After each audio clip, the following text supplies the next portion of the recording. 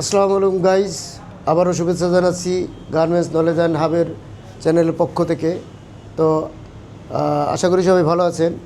আজকে আমরা আলোচনা করব যে একটা ফাইনাল ইন্সপেকশনে আসলে কি কি ছবি তোলার প্রয়োজন হয়, কি কি ছবি আসলে আমাদের বিভিন্ন অ্যাপসের মাধ্যমে যে আমরা ইন্সপেকশন করি তাতে যে ছবিগুলো ইনস্টল করতে হয় বা যেগুলো আপলোড দিতে হয়, ইনসার্ট করতে হয়, সেগুলো সম্বন্ধে আজকে বিস্তারিত আলোচনা করব।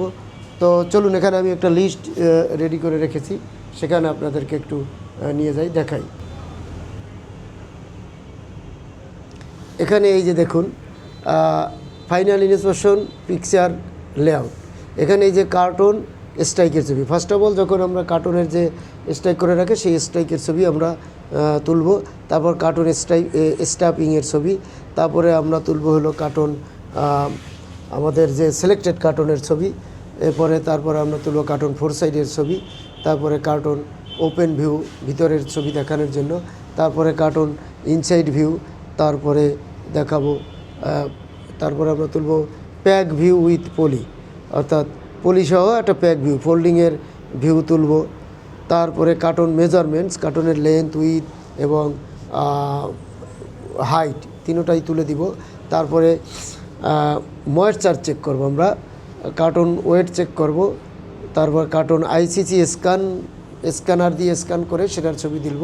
প্রাইস স্টিকার, প্রত্যেক সাইজ ওয়াইজ কালার ওয়াইজ যত প্রাইস স্টিকার আছে সেগুলো স্ক্যান করে ছবি দিতে হবে। তারপরে দেবো মেটাল চেক, এখানে আমরা মেটাল মেশিনে যে আমরা মেটাল ডিটেক্টর মেশিনে চেক করি সেটার ছবি তুলব।